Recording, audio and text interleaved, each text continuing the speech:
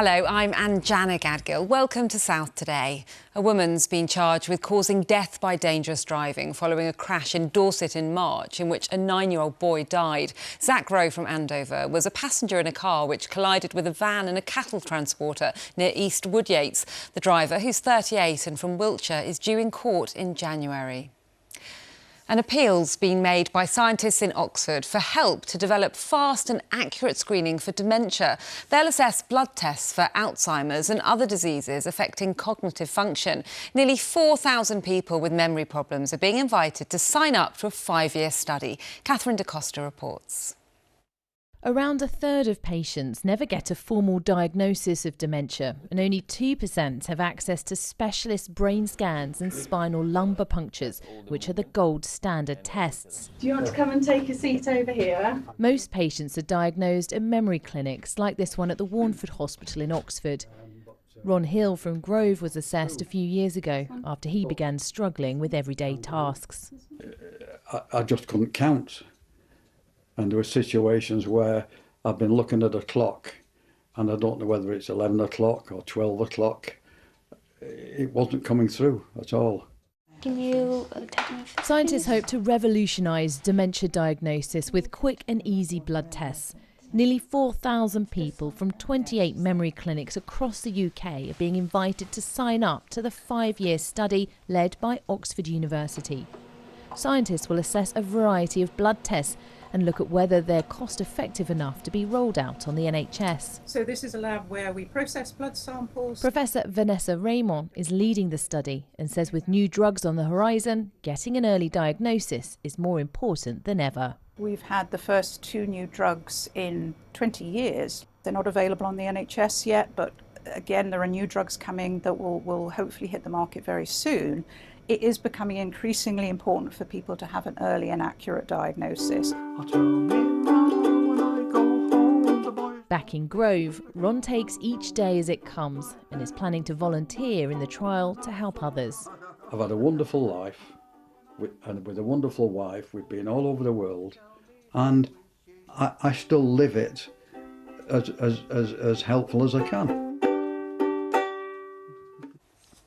There's queuing traffic on the South Bend M40 after a lorry struck a safety barrier. The crash between junctions 7 and 6 left the lorry hanging over a footpath. The carriageway was closed while the vehicle was recovered. 2 lanes have reopened, while 1 remains shut for barrier repairs.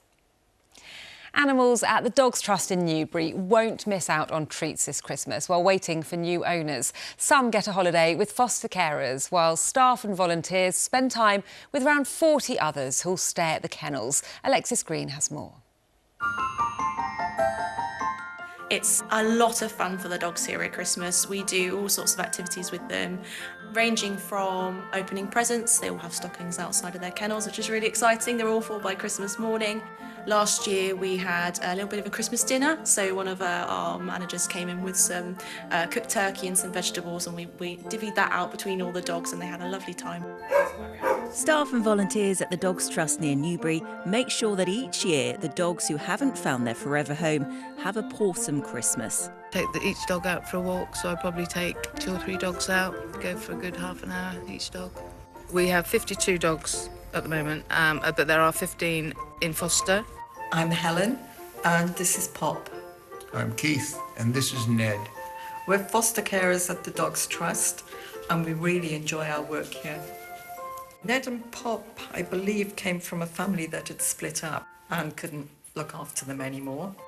If you are looking into getting a dog around this time of year, they are a long-term commitment, not just a Christmas present.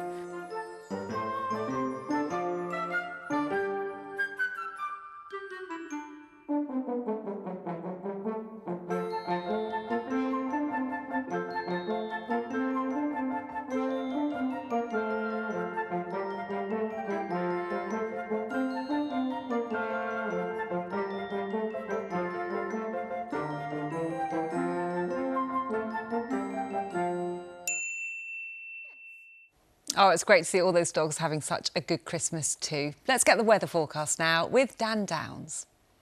Hello, good evening. All is calm, but not particularly bright across the south this Christmas time. Got a lot of clouds still this evening.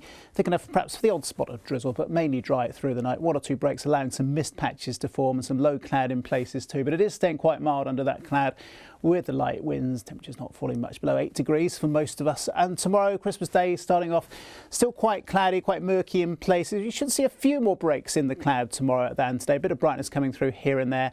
And temperatures reaching a very mild 12 Celsius. Similar for Boxing Day too, and staying mild. Have a great Christmas. Well, our next bulletin is on Boxing Day at 1:10 But from everybody here at South Today, have a very happy Christmas. Bye-bye.